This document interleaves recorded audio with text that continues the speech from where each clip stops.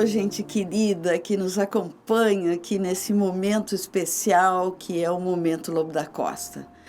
É muito prazeroso para mim, para nós, conversar com vocês. Isso é ótimo. Então, eu gostaria também que vocês conversassem conosco. Eu já vi que muitos já colocaram as opiniões no YouTube, ou se for no programa do Astro, né, também pode mandar sugestões, perguntas, o que aconteceu nisso, naquilo. Isso é ótimo. Esse diálogo é importantíssimo. Então, nós, eu e nosso produtor e diretor, João Ferreira Filho, estamos a dispor de vocês para conversar aquilo que vocês quiserem saber e também colocar, quem sabe, num episódio seguinte. Bom, no episódio anterior, nós estávamos no ano de 1883 e foi um ano fatídico. Por que fatídico? Por que será, Lobo? O que tu me dizes? Foi fatídico porque já no início desse ano, no dia 5 de janeiro de 1883, o nosso querido Francisco tem uma perda irremediável. Morre a Saturnina Elvira de Arruda. E morre porque ela assim o quis. Ela ficou muito magoada com tudo, com a separação do seu amado, primeiramente com a proibição, né, do pai, depois a separação do seu amado, o próprio casamento do Francisco Lobo da Costa com aquela que a gente já conversou, que era a Carolina Augusta Karnal.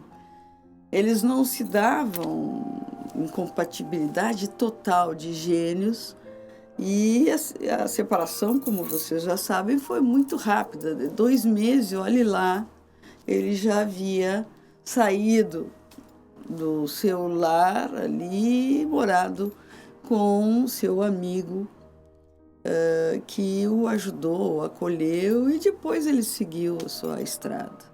Mas a Elvira parou. Ela parou nesse tempo e queria morrer, como eu já falei. Isso dito pela Luísa, aquela que era namorada do Francisco de Paula Pires e que também formava um grupo de namoro com a sua irmã Elvira e o Francisco Lobo da Costa. Eram os 2 casais que saíam juntos. Eu acho que vocês se lembram dos outros episódios que a gente já conversou. Então, a Luísa conta, e contou para o Francisco de Paula Pires, que registrou isso aí, dizendo que a sua cunhada, né, Francisco de Paula Pires vai casar com a Luísa, então a Elvira seria a cunhada dele, e que a sua cunhada Elvira queria morrer e acaba morrendo, acaba falecendo por pneumonia, mas ela já estava com tuberculose, né? Bom, então essa perda foi terrível para o nosso amigo. Então, o que ele faz? Ele já estava mais no quê? No vício do alcoolismo e vai se afundar mais nessa época. Esse ano de 1883 é fatídico por isso, porque ele ganha como poeta, porque ele vai escrever muito, mas ele perde como pessoa física, perde a sua saúde. Inclusive, ele sempre foi magro e ele ficava cadavérico nessas ocasiões, assim, quando estava extremamente triste, como ele estava neste ano de 1883. Bom, depois, para culminar o ano, nós temos a vinda para Pelotas de uma pessoa muito querida, uma menina prodígio, que é a Julieta dos Santos. Essa menina tem uma vida bonita, uma história linda, que agora a gente vai falar um pouquinho. A Julieta dos Santos, o nome dela integral era Francisca Julieta dos Santos. Ela veio de uma família de atores de teatro, do teatro dramático, né? O avô materno da Julieta, José Maria Leal Ferreira, era também ator e tinha uma companhia teatral em São Paulo. E essa companhia teatral era praticamente uma companhia familiar. Por quê?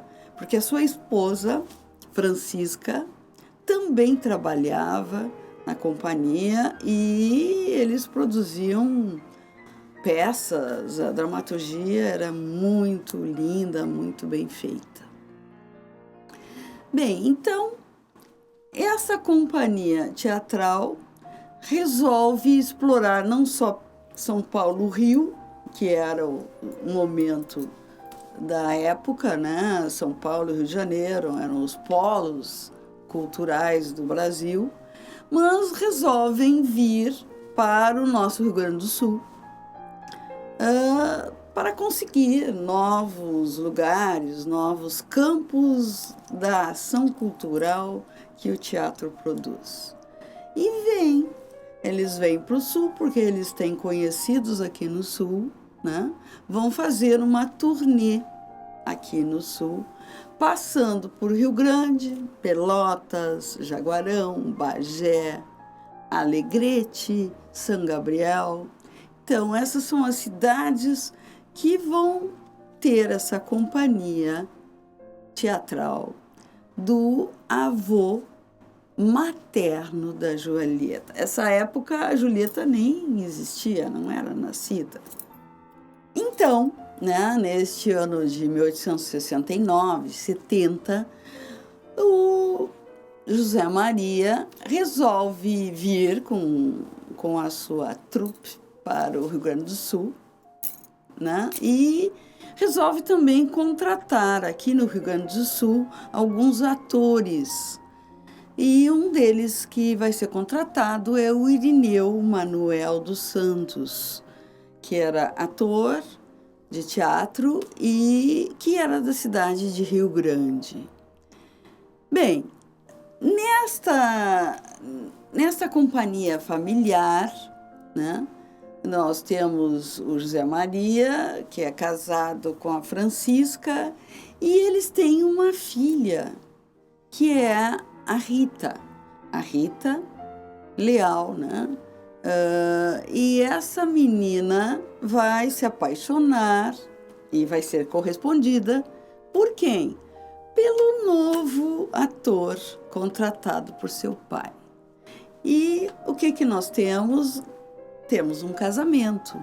Então, o Irineu Manuel dos Santos vai casar com a Rita, que vai ser, então, chamada de Rita Leal dos Santos. Bom, então, continua esse grupo de teatro, essa companhia teatral sendo familiar. E vão fazer a turnê dentro do Rio Grande do Sul. Eles passam por Pelotas, Rio Grande, São Gabriel, né, Bagé, né? E quando estão em Alegrete, vai haver o nascimento da Julieta. A Julieta será neta do José Maria e da Francisca e filha do Irineu e da Rita.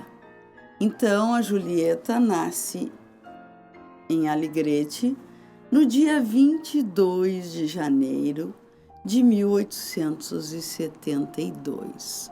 Então, dá para notar que essa companhia já estava desde 1869 viajando e apresentando peças, e em 1872 é que vai vir mais um membro para esta companhia, que é a Julieta. Bom, depois da Julieta, a Rita também novamente engravida e nasce o Luiz Irineu, irmão da Julieta, em 1875. E, infelizmente, neste parto, que foi um parto muito difícil, problemas sérios, acontece o quê? O óbito da nossa querida Rita. Então, os dois filhos, Julieta e Luiz Irineu, vão ser cuidados pela avó materna, que é a Francisca. Bom, a Francisca, então, tem um carinho especialíssimo com os dois e muito mais com a Julieta. Ela é que vai ensinar a Julieta a declamar, ela que vai ensinar a encenar, né, nas peças, etc. E com 7 anos, a nossa Julieta vai fazer a sua estreia, né, no palco. E vai ser uma estreia numa peça chamada Maria Antonieta, onde o elenco da peça são todos familiares da Julieta, ou seja, a sua avó Francisca, o seu pai Irineu, né? O tio Joaquim e a tia Jesuína. Todos eles vão trabalhar com a Julieta na peça. Bem, então, nós estamos vendo que a Julieta, com sua família, né, faz um sucesso tremendo, não só nessa região que ela estava em turnê, que agora falei, do Rio Grande do Sul, mas ela também vai para outros lugares, como Florianópolis, onde o Cruz de Souza oferece para ela os versos e que ela vai declamar, né? Salvador, São Luís, Belém, Juiz de Fora, São João do Rei, interior todo de São Paulo. Então, essa menina prodígio, ela cresce, vai crescendo dentro do teatro, dentro da companhia, né? E nessa peça que ela vai encenar, todas as peças, ela vem também para Pelotas e vai vir em 2 ocasiões. A primeira, que é em março, no dia 29 de março de 1883, que é uma data fatídica para o nosso Francisco Lobo da Costa. Por quê? Porque ele escreveu poesia para Julieta declamar, que nem os outros que já faziam, Cruz de Souza e outros mais, e foi ao teatro à noite, mas ele não estava bem arrumado, ele estava alcoolizado, porque era noite. Dizem que ele estava com problemas de roupas, não muito bem vestido, digamos assim, né? E então, o que aconteceu? Ele foi barrado na porta.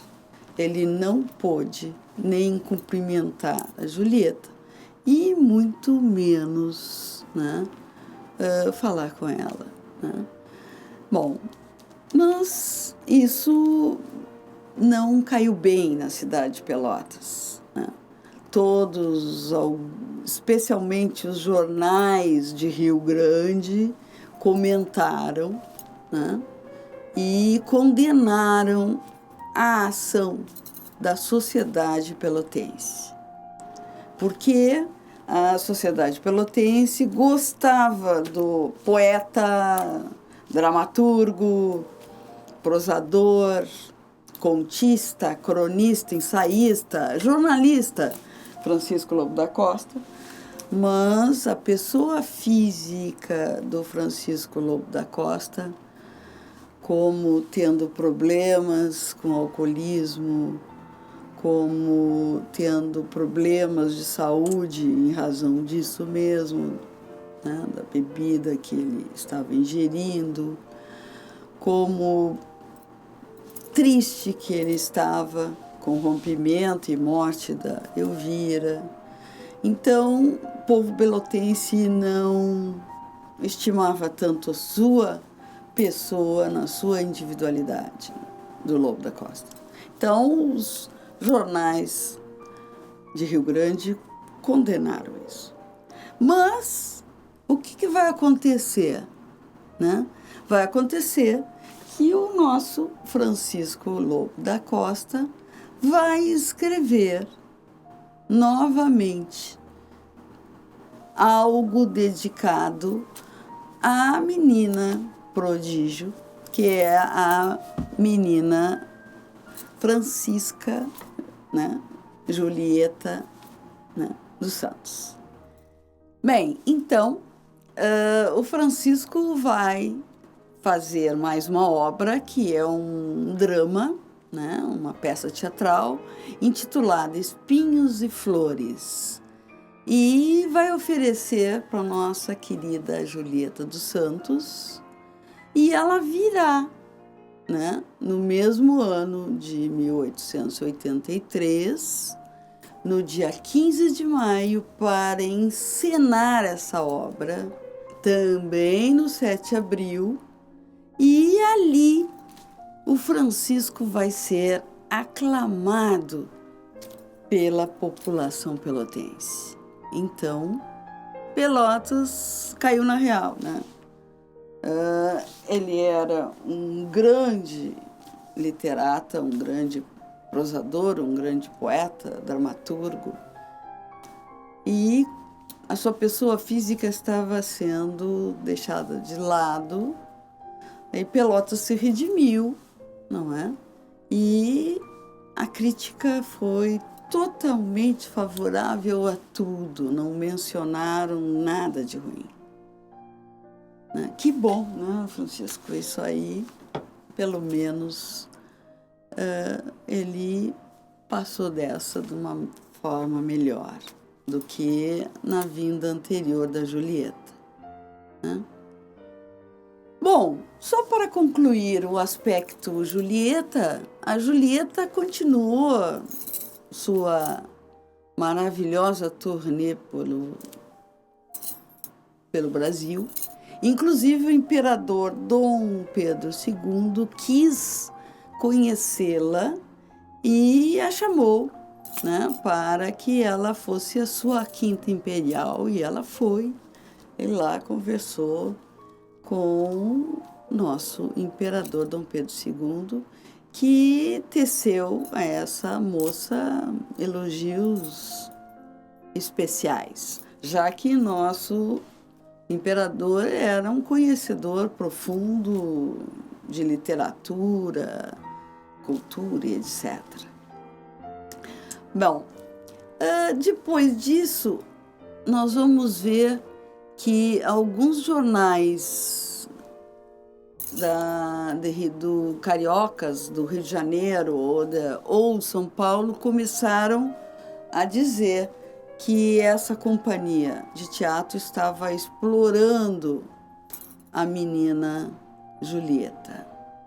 Isso não caiu muito bem, E o que vai acontecer? A Julieta, então, com a família, vai para Araras e lá conhece um rapaz chamado de José Ferreira de Miranda, e elas se casam. Ela ali já estava com 16 anos, tiveram 5 filhos e ela fica tratando da família e também fazendo algumas atividades culturais, porque ela era abolicionista, né? Que nem o nosso Francisco Lobo da Costa, né?